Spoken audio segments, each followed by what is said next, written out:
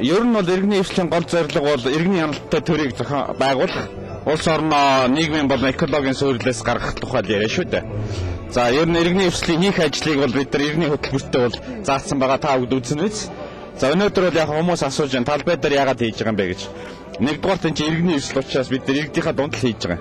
Хоёрдугаарт манай иргэний хөдөлгөөний магна эдэргээд хүмүүс бүгд бол энэ талбай бол эдний гэр шүү дээ. Түүнээс зочдлын өрөөнд очиад хийвэл энэ чинь зочны газар хийж байгаа байхгүй юу? Тийм учраас бид нар анх л ерөөсөө 4 жилийн турш явж ирсэн зарчмынхаа дагуу өнөөдөр л өөрсдийнхөө иргэдийнхаа дунд зөвхөн намын нэр дэвшигч төдийгүй намууд төдийгүй дэмжигч иргэдтэйгээ хамт гэрээ байгуулж байгаа. Иргэний эвсэл бол их нээлттэй байгууллага байгаа. Бид нар зөвхөн 3 нам төдийгүй нам босчууд нэлээд олон орж байгаа шүү дээ. За 3 нам бол ер нь эвслийн талаар ажиллаад тэнцүү эрхтэйгээр оролцсон. Яг уу нам болгоны нэр дэвшигч тоон бол жоох өөр байгаа. Тэр нь бол бид нар хоорондоо хүмүүс болсон хүчнийхээ болцоогоор зохицуулж байгаа. Эрхэм хүндэт өгтөө Монгол улсын иргэдээ Монголын ард түмний эрх чөлөөний бэлэгдэл болсон Скватрын талбай дээр та бид Монголын улс төрийн цоошин хүчнийг үүсгэн байгуулах хүндэтгэл ёслолыг ард түмнийхээ дунд ил тодор нээлттэй хийж байна. Гаднаас ардчсан их харагдавч дэм тэрэгжин олигарчсан эрх баригчдын хямдгүй наярхлыг харж нийгмээ хямралаас гаргаж үндэстэй сэргээн хөгжүүлэх хорын ганц зам нь иргэний угшилттай улс төрийн цоошин хүчнийг бий болгох явдал мөн. Үүний үндсийг өнөөдөр Монголын ногоон нам, Монголын иргэний хөдөлгөөний нам, Монголын социал-демократ намын хамтран зөвлөгчид бид эхлэн тавьж байна. Нэг гартаа шудраг хуулийн ташуур, нөгөө гартаа энэрэнгүй аяг бүхий Монгол төрийг байгуулах нь иргэний эвслийн гол зорилт юм аа.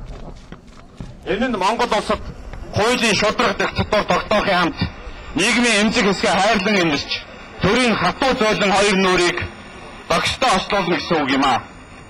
Бидэнд авилгалд итгэдэж сул дараа болсон төр хэрэггүй. Бидэнд шудраг хүчрэх ард түмэнд ээлтэй, нээлттэй төр хэрэгтэй. Хэрэг бид үүний төлөө өнөөдөр тэмцэхгүй бол ирээдүйн хойч үеийнхэндээ нөхөж болшгүй хор хохирол учруулах нэн аюултай цаг үед тулж ирээд байна. Иргэний эвсэл сүүлийн үед эрс өөрчлөгдсөн геополитик, нийгэм улс төрийн шинэ нөхцөл байдал, нийгмийн хямралыг гэтлэн давах түүхэн шаардлагын зам ёсны дуудлагаар бий болж байна. Бид иргэний хөдөлгөөний тэмцлийн алдаатай оноотой тэмцлийн үеийг туулсан. Бид ганцаараа тэмцэж мөн адил хэнтэй ч хамаагүй зохиомжтой эвсэл байгуулах нь ямагт ялагд хүргэдэг гэсэн гашуун үннийг мэддэг болсон. Саяхан үзгэлсэн иргэний эвслийн одоо үзэгдэх иргэний эвслийн гэрээгээр та бид улс төрийн хоошин тэргүүлэх хүчийг өөрийг засж байгааг гэрч болж байна. Түүнчлэн өнөөдөр иргэний хөтөлбөрөөр сонгогч олон түмэндээ бид танилцуулнаа. Энэ бол амралтын цуглуулга биш, харин шинжлэх ухаанч, нийгмийг эрс шинжлэлийн хөтөлбөр юм аа. Иргэний эвсэл өнөө үеийнхэн төдийгүй хойч үеийнхээ төлөө тэмцэх зорилт тавьснараа шинэ цагийн улс төрийн тэргүүлэгч хүч болж чадна гэдэгт бид туйлын итгэлтэй байна. Өнөөгийн засаглалын задралыг зөвхөн улс төрийн цоошин хүчин гэтлэн давж чадна. Эрүүл төр, эрүүл амьдрал, эрүүл нутгийнхаа төлөө хамтдаа тэмцье. Эх орноо цэвэрлэх шинэ цаг ирлээ.